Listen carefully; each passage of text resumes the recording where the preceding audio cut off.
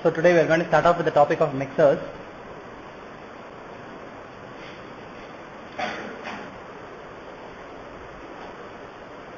So before that, do we have any questions on LNAs? Since we are pretty much done with the topic of LNAs, we have been dealing with it for maybe 4 or 5 classes, and we are pretty much done. Okay, so let's move on with mixers. So as you remember, your receiver consisted of, first after the antenna, a band select filter, and after that was the low noise amplifier, and the block to come after the low noise amplifier was a mixer, right? If you remember, the block which comes immediately after the low noise amplifier in the receiver was the mixer. Similarly, if you take a transmitter, you have your baseband circuitry going into some kind of maybe your baseband filter. Okay, the signal is still at baseband, and then it goes into a mixer which upconverts the signal to RF frequencies. In other words, it adds a carrier, and then it's amplified and then sent into the antenna. Okay, so obviously the mixer is a key component of either of these. So we need to find out what the mixer consists of. So primarily we understand here is down conversion, here is up conversion. What we'll find is the basic functionality is the same. The basic types of mixers you use may be almost the same or slightly different, because the requirements of the two cases are very different. For example, in the receiver, what you are most interested in is noise. You probably don't mind if you don't have a lot of gain, right? You are interested in primarily noise and a certain amount of linearity, correct? In the case of a transmitter, is noise a big concern? Probably not, because you already know the signal you are transmitting, you are generating it inside your own system. It is assumed to be already large enough such that you don't have to worry about noise. Your signal to noise ratio, you can generate the signal such that your signal to noise ratio is much larger than the minimum required. Okay, so noise is not a big concern. What is the other concern? Linearity is definitely a concern, because you need to actually amplify the signal and transmit it at a very high power. So definitely linearity could be a big concern. Anything else?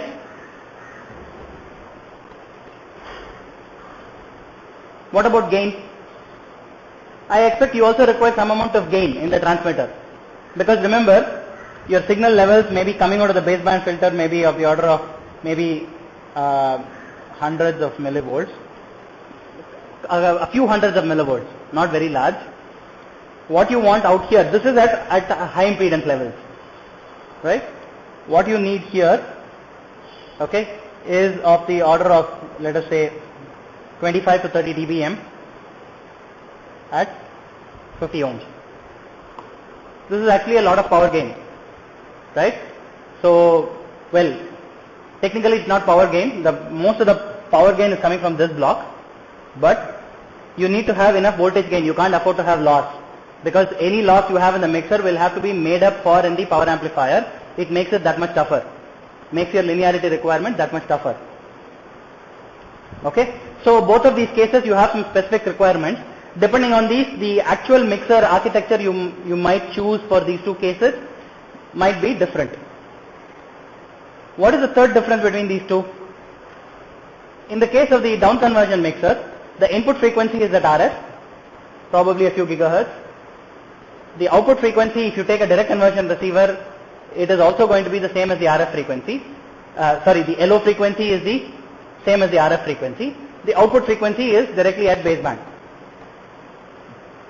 Whereas in the case of the TX, the input is at baseband, the LO is at RF, and the output is at RF. So obviously the respective ports that you're dealing with. So the respective ports that you're dealing with have different frequency offsets, different frequencies of operation. They might have different impedance levels sometimes. Okay, in some cases you are driving a very large capacitive load. For example, in the transmitters, your PA input capacitance may be very large. In the case of the receiver, it need not necessarily be so. Okay, so there are many things which are different between these two cases, and those things you will have to deal with on a case by case basis. For example, let us take the case of a receive mixer. If you had to think of a basic way to implement this mixing, what is the easiest way to implement it? You want to move a signal in frequency. What is the easiest way to move a signal in frequency?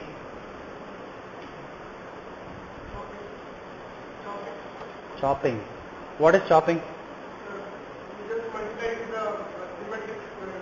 A symmetric square wave. So he says multiplication. Chopping is something very specific to certain kinds of circuits, but we'll call it multiplication. Multiplication of what?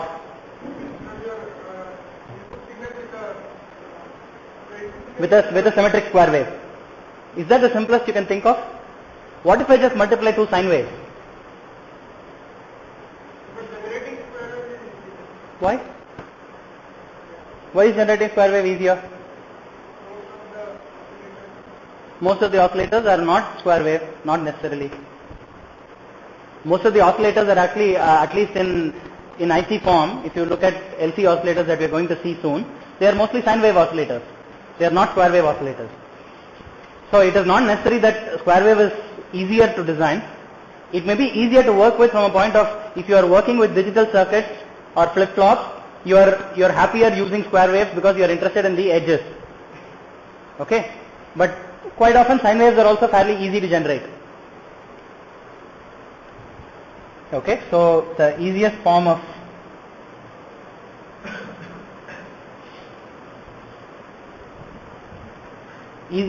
mixing is multiplication.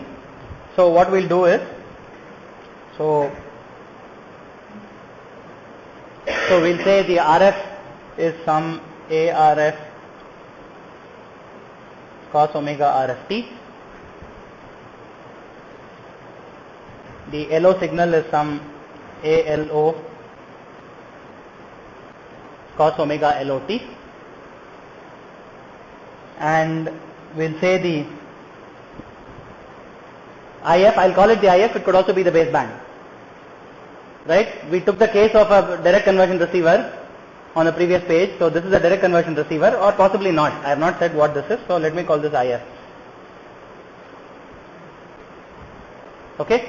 The IF, XIF of T is nothing but XRF of T multiplied with XLO of T in the time domain. What is this? I'll rewrite it slightly differently. ARF ALO by 2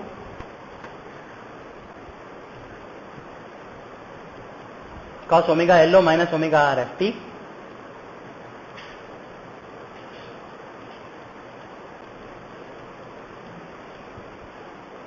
okay, and as it so happens, this is your desired term, but in reality this could be either a transmit mixer or a receive mixer, because if it is a transmit mixer, the yellow highlighted portion would be the desired term. If it is a receiver. If it is a transmitter, the green term would be the desired term. You would want to filter out the other, right? Such a mixer, a multiplicative mixer, can actually work as in either a transmitter or a receiver. It all depends on what you are interested in at the output.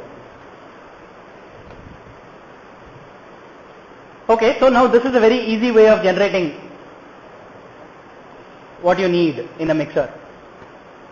So how would you characterize a mixer? Obviously we talked about some of these, right? Let's start off with the first one, which is the conversion gain.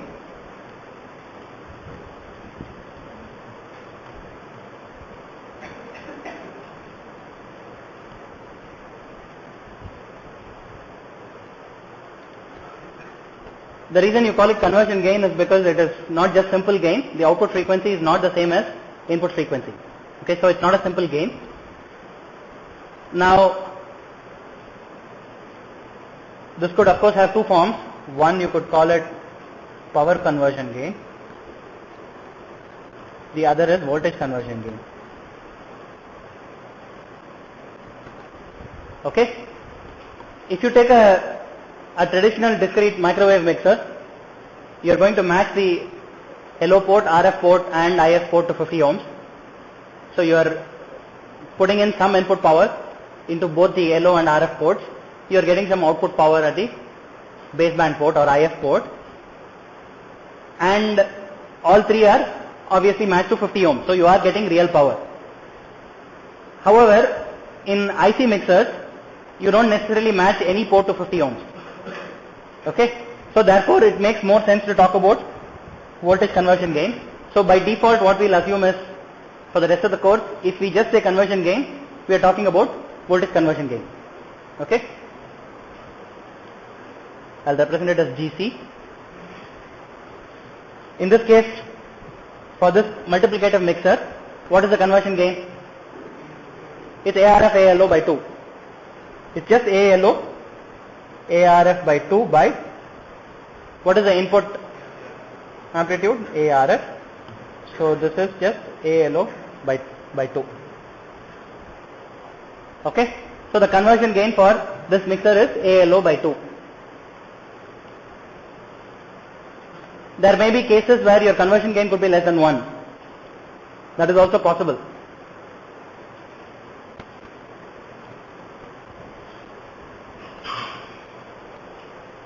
Okay? And there are cases where you might create this multiplication without using any bias current. That is, the transistors are not giving you any inherent gain, they are purely resistors. Or they are being used as switches. Those are called passive mixers, and we will look at them. First we will look at active mixers because conceptually they are a little bit easier. You have seen these kinds of circuits before.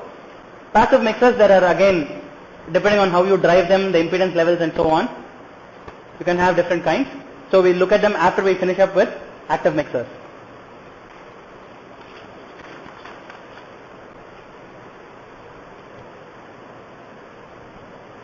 The second metric is noise figure. So how do you define noise figure?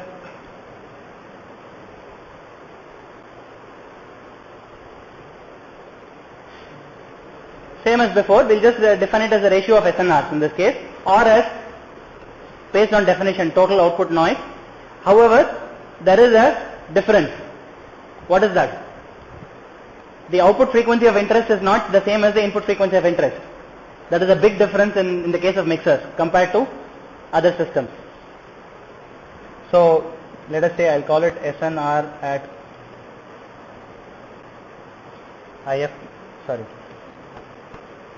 SNR at the RF port, so which is the input, by SNR at the output, which is the IF port. Okay? We can define it like this. So we just have to keep it to account that you have different frequencies at the input and the output.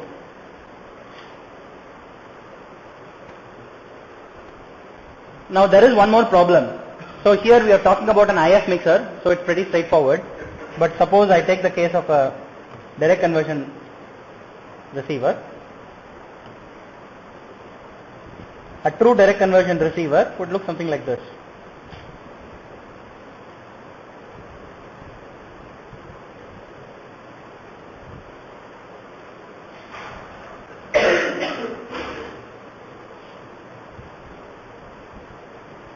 I know we have not come to this level yet, but any signal which you are transmitting or receiving will have information in both its amplitude and phase. So in other words, it's a complex signal. It has both I and Q components. Okay? So when you want to demodulate it at the baseband, you normally have two channels. You will have an I channel and a Q channel to get the two information separately. Okay. So obviously to get the I channel and the Q channel, you will have to multiply them with two sines and cosines, as we'll see when we come to receiver architectures in more detail. You will be multiplying them with in phase and quadrature components of the LO signal itself to get the two outputs. Now the problem arises, you have two independent output ports, okay, with two independent information streams coming out. So now the question is, how would you define your noise figure of the mixer? You have two output ports. So quite often what people would do is, so let's say SNR at the I port, SNR at RF port, SNR at the I port, and they would also try to make sure at the Q port. Obviously this is a pessimistic estimate of the noise figure. However, this is just a convenient way of defining it. The other way is to define it with respect to throughput. Okay, at the end of the day, we are designing noise figures because we are interested in the signal to noise ratio. At the end of the day, the signal to noise ratio defines the bit error rate. Okay, unfortunately at the circuit level, we don't have insight as to what the bit error rate is depending on what the SNR could be. The second reason is the bit error rate to SNR dependence also depends on the kind of modulation that is used. Okay, different kinds of modulation could give you different levels of bit error rate for the same SNR. Okay, so it is just easier to define it in a pessimistic manner like this, and we will use the same. Yes. How do we calculate the SNR at the RF port? Just exactly the way we have been doing it for the LNA, right? Based on the LNA, you have a received signal power, you know how much noise the LNA adds, and therefore you calculate the SNR at the RF port of the mixer. For different LNAs, you get different. Correct, that's right. Where is the use of the noise figure for the mixer itself? You are right. The noise of the mixer can be used with a particular LNA in a particular scenario. Okay, so the assumption is, when you are trying to design your mixer, you may assume that it is driven with a particular signal to noise ratio at the input, depending on what LNA you are using it with. Okay?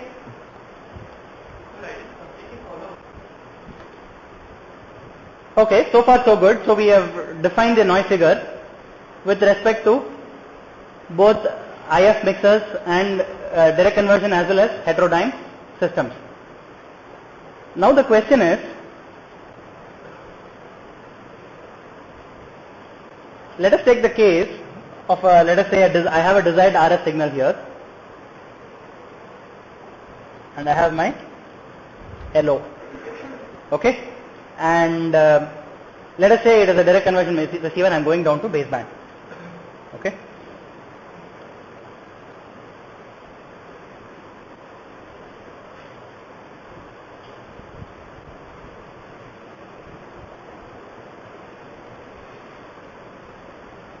Or in fact we could take the IF case also. So I'll take the IF case.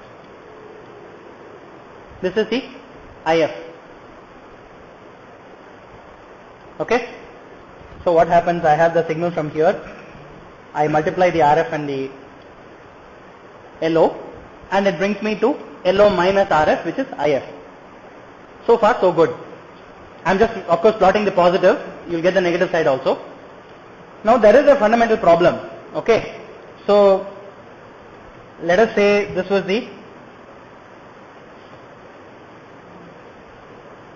the noise coming in from the RF port. So that is what I have here. I have noise coming in from the RF port. For now, let us assume that the mixer is noiseless. I have an ideal noiseless mixer. Okay. So I have a certain amount of integrated noise inside the RF band, and I get that. Unfortunately, we cannot stop that. Because remember the concept of an image frequency. Does everyone remember the concept of an image frequency?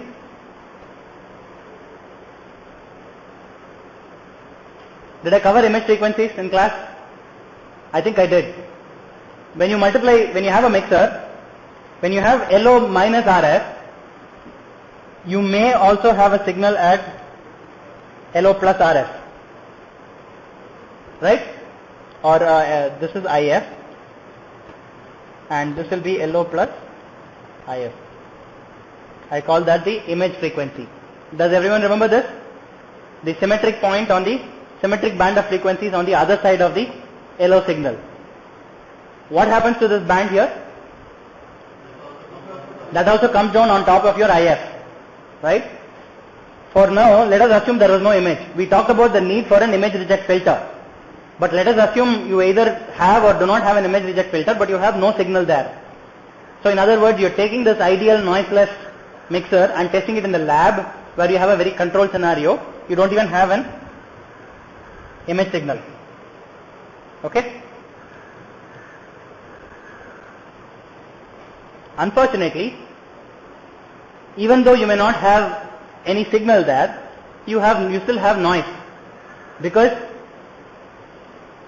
your input has some broadband thermal noise, whether it is due to your LNA or the antenna or 50 ohms or anything else. Okay? That noise is also additive at the IF port. Okay?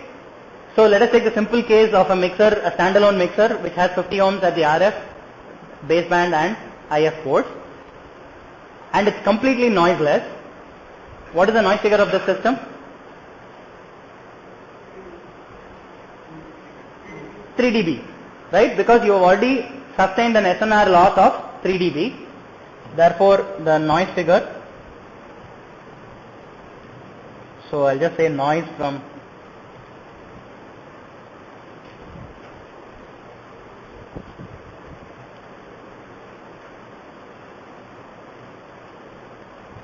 okay. So the noise figure of an ideal mixer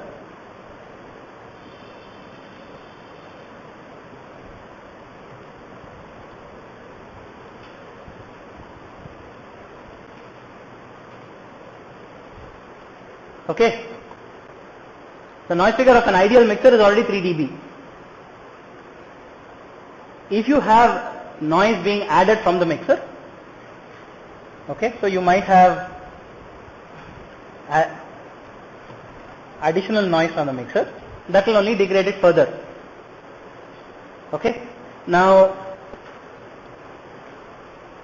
the other problem is, how do you measure it? Do you normally measure it with a signal on one side, or you could technically measure it with a signal on the other side also, right? It is up to you. You could choose to measure it in the lab by putting a signal in the signal, putting an RF signal in the RF band and the image band. What will the difference between these two cases be? Again 3 dB, because you have 3 dB extra signal. So you have two definitions of noise figure. What is called the single sideband noise figure.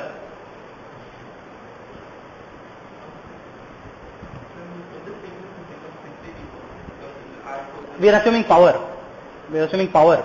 So double the signal is 3 dB extra. Because this is with respect to discrete mixers. I am talking about a standalone mixer with match to 50 ohms on all sides. Okay. So a noise figure in single sideband assumes that signal is only on one side of the LO.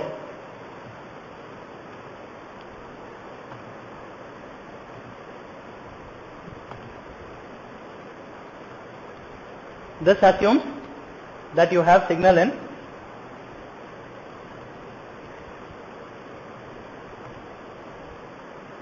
in both RF and image bands. Okay, so you have to be very careful how you measure your mixer and how you quote the numbers. And you'll have to see, when somebody else has quoted the number, you'll have to see how valid this is. Obviously, this is the more honest way, the more accepted way of quoting it. Okay?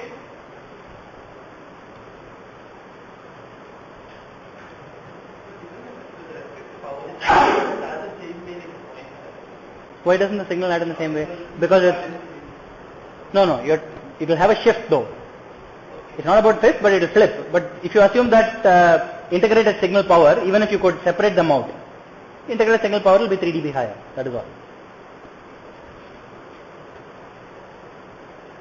Okay? So much for noise.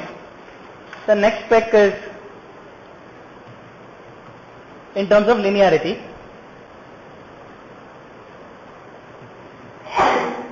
Obviously, in both transmitters and receivers, you are interested in the linearity of the mixer. How would you define the linearity of the mixer? As you did before, you would define it in terms of IIP3, IIP2, maybe sometimes the 1 dB compression point might help. The traditional ways of defining the linearity. And what would limit the linearity going from, so this is your RF port, LO port and your IF port. We need to figure out what will limit the linearity going from your RF port to IF port. If you just traditionally look at your, if you just look at the mixer we have seen so far,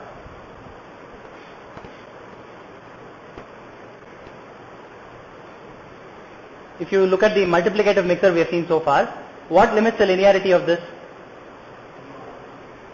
It is just LO, right? The conversion gain is ALO by 2. If you have a purely linear LO in this multiplicative mixer, you will have a linear mixer, right? Unfortunately, real mixers are not so simple.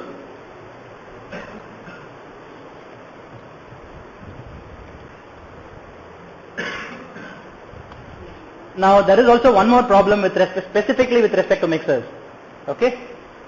In the case of LNAs and other systems, we used IIP3 to define the linearity of the system because we knew that if you had two interferers spaced exactly at the right frequency apart, they could actually cause an intermodulation component on top of your signal. Right? That was the primary reason why we had a problem with why we defined linearity in terms of IIP3. In the case of a mixer, unfortunately, because the output frequency is different from the input frequency, even a simple cubic nonlinearity can, and with just your input signal, can cause a problem. So let's take the example of an AM radio. Your IF frequency is 455 kilohertz and your RF frequency, this particular channel, is 910 kilohertz, and this means that your LO frequency is 910 plus 455 kilohertz, which is 1365 kilohertz. Okay? So let us say we have a cubic nonlinearity.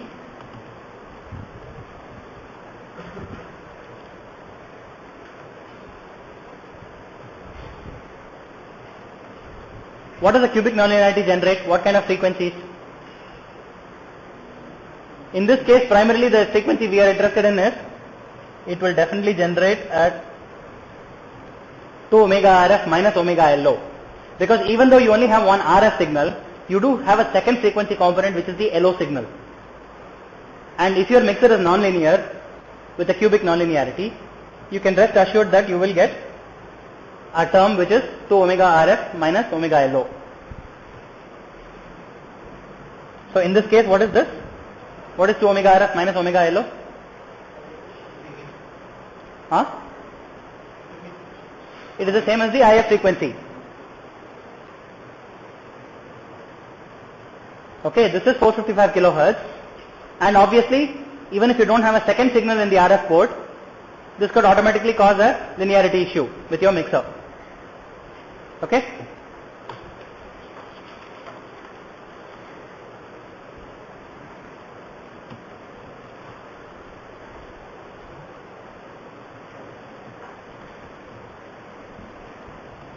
The fourth parameter we are interested in is isolation.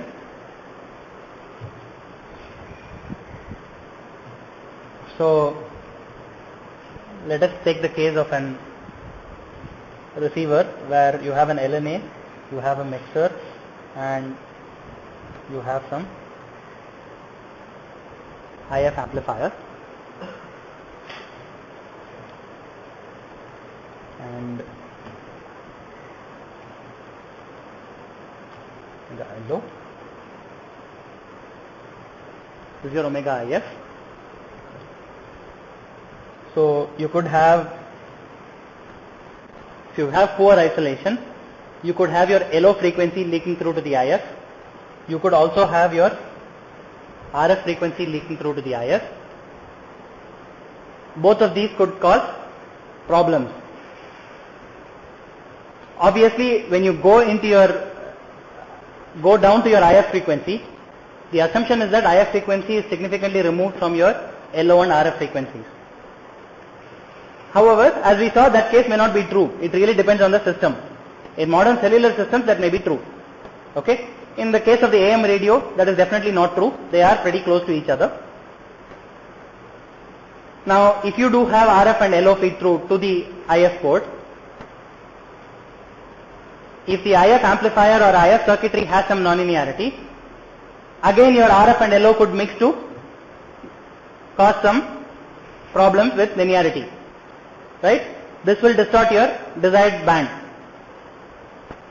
So that could be a problem. You could have a second case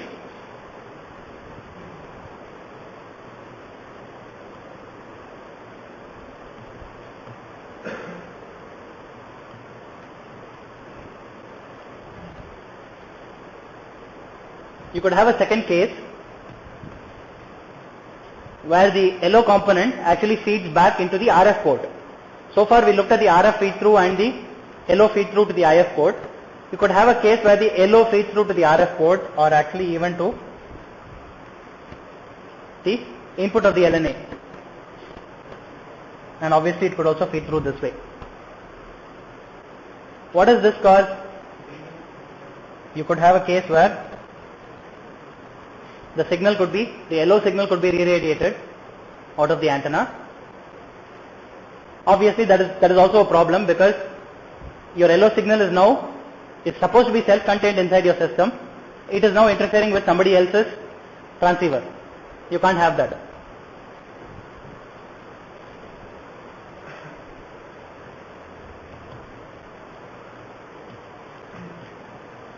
If you have a direct conversion receiver,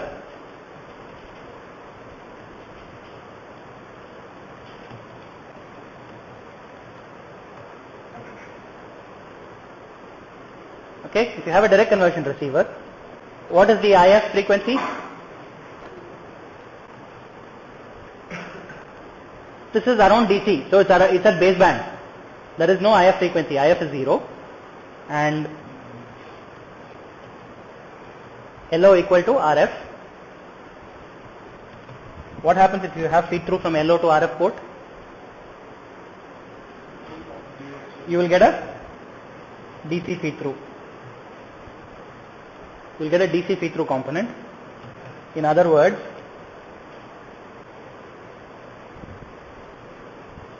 you want your signal to look like this. You will have a huge DC offset.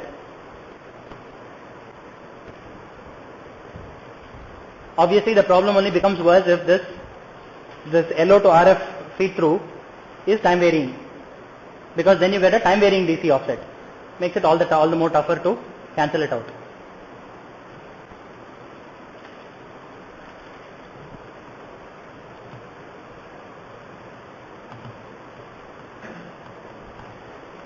Finally, at the output of the mixer, you have, because of the nonlinearity of the mixer, you have all kinds of other frequency components that you are not interested in. We call them spurs or spurious tones.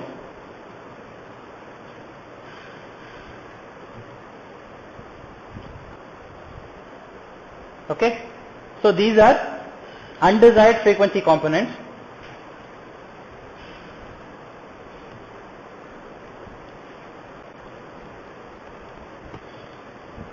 at mixer output.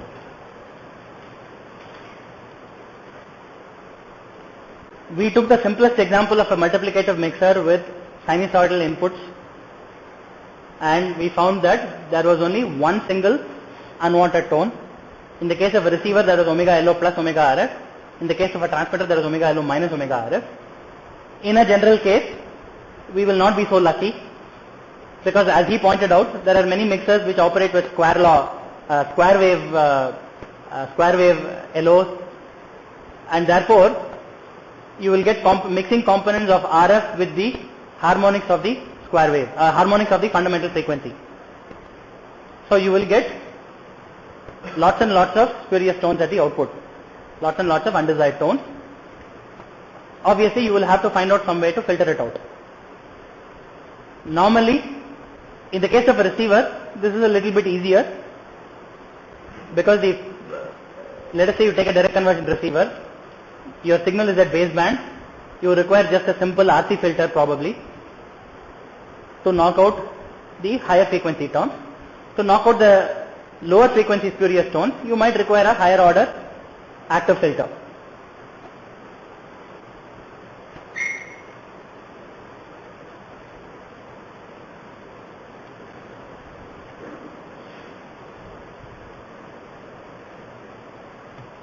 Before we move on to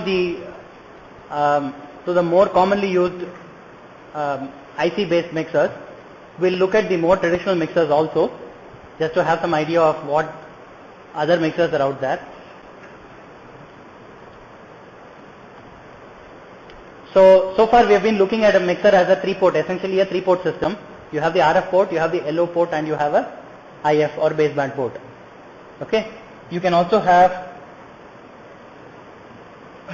a 2-port mixer. I will draw a differential case where I feed in the sum of LO and RF frequencies,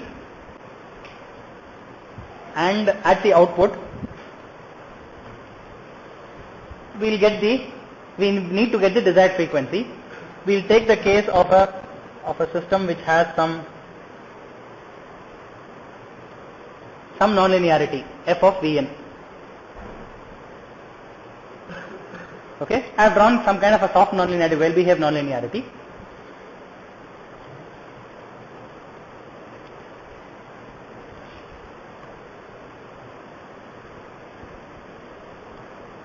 So let us assume it has some kind of polynomial behavior.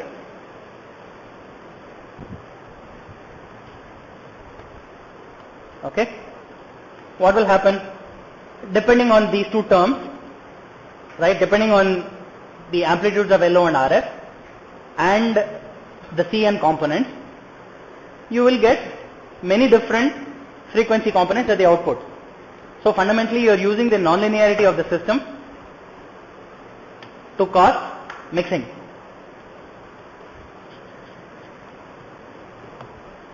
What do we know about the DC terms at the output? DC terms will be caused by even order nonlinearities.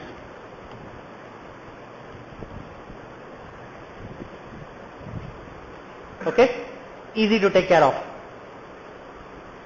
We can just use an AC coupling capacitor to eliminate the DC. Obviously there is a problem if your signal has a frequency component. You can't do that in a direct conversion mixer.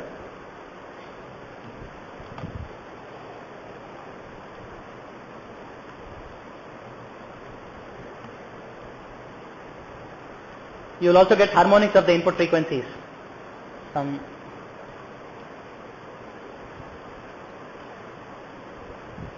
You will get some M omega LO and M omega RF. M can be some 0 to N. Okay, and all of these, what do you do? What do you do with these? You can filter them out. The assumption is these are at higher frequencies, so you can filter them out.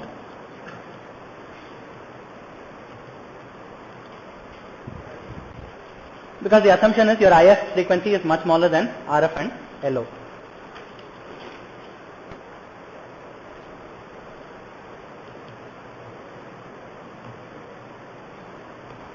Then you have the intermodulation terms. So you will have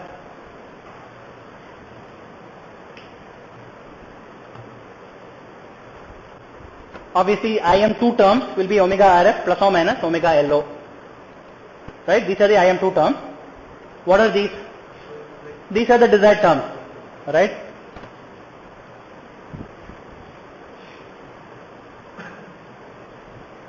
Desired terms for mixing.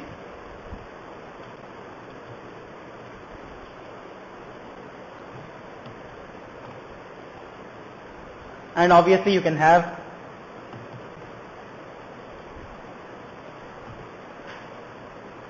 these are all the undesired IM terms.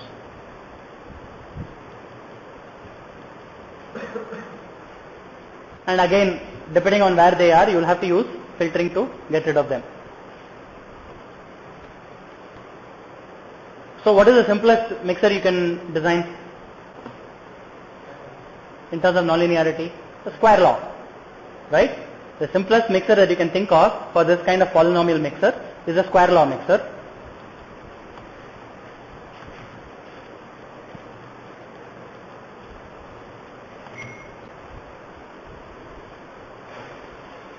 So if you have a square law mixer, you can again stick in two sinusoids at the input port, the sum of two sinusoids at the input port.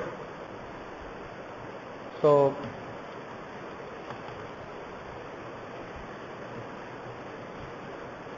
Ci is 0 for I is not equal to 1 and 2. V out is C1 V in plus C2 V in squared, and you can apply V in is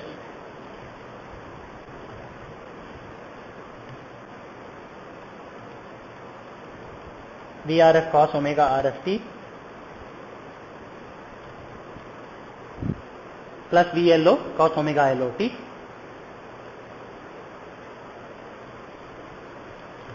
And the square terms you are interested in will be C2 times VRS cos omega RFT plus V omega cos omega LOT whole squared. What does that give you? It gives you a VRF cos square omega RFT, which gives you a DC term and the second harmonic term. Correct? VLO squared cos squared omega LOT gives you again a DC term and cos 2 omega LOT term. You are not interested in that. What is the term you are interested in? It gives you a 2 VRF VLO cos omega RFT cos omega LOT term. That is the mixing term you are interested in. So at the end of the day, this is still a multiplicative mixer. That's what I am trying to say. So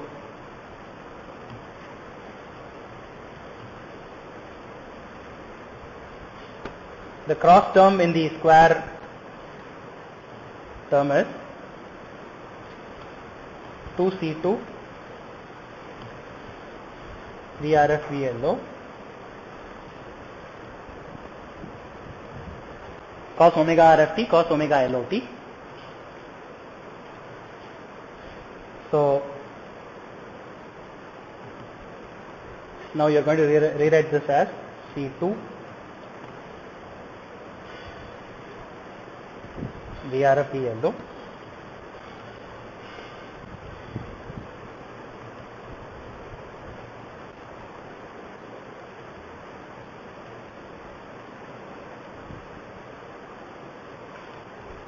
Okay, so this is your mixing term. So this is pretty straightforward, and you can write out the conversion gain of this mixer. So how do you implement this mixer?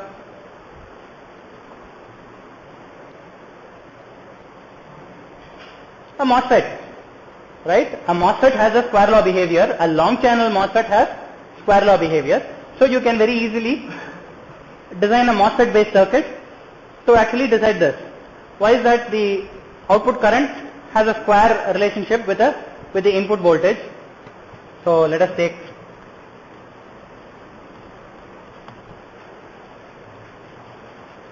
I'll take the case of an upconversion mixer this time. Because of that, I'm going to use a tuned load because the frequency is very high.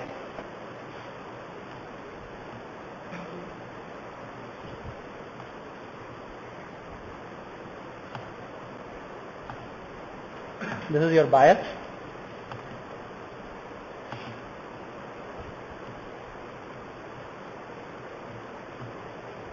Okay, this is one possibility.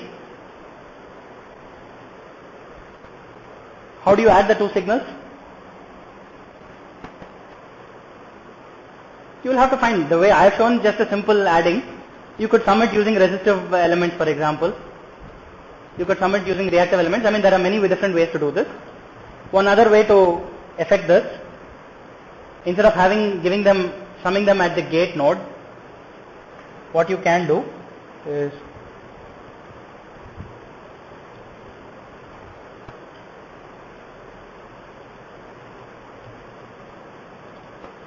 I'll add them like this.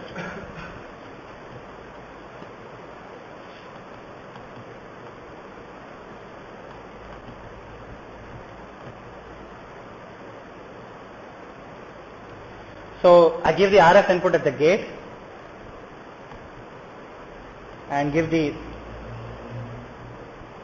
bias voltage through a biasing resistor at the gate.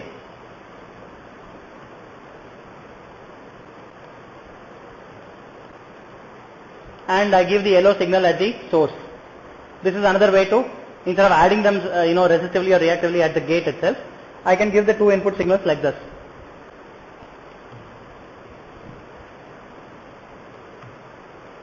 What is the fundamental problem with these kinds of mixers?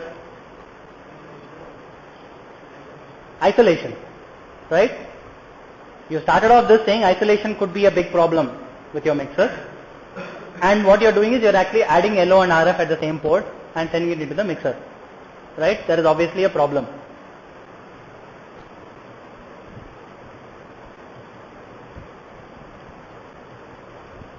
Okay? We don't know why. Oh, you mean? Okay, sorry. This could be the in this case. This could even be a receiver where it could be an IF frequency which is large enough for you to have a tuned load. Okay, but what is the question again? RF and LO could be far apart. In a receiver they would be close by. They could be close by.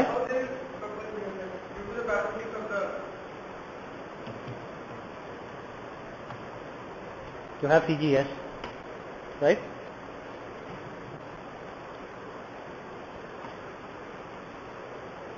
Is that clear? So let us stop here. So obviously we have looked at the case of a square law MOSFET, long channel MOSFET. Even if you use a short channel MOSFET or a bipolar transistor, you will still get mixing. The only problem is you will get other terms also, right? A square law device gives you only two harmonics plus gives you some DC terms. If you choose a bipolar transistor, for example, you will get a whole bunch of other terms. Similarly, if you either use a short channel MOSFET or use a MOSFET biased in the subthreshold region, you will have some kind of, you will have other kinds of harmonics at the output, which you will have to take care of. Okay, so that is as far as two-port mixers go. So this is not going to solve our problem, right? They still have some poor isolation issues, and we are not going to go with this. So we need to find a different architecture for our mixer. We'll look at that next class.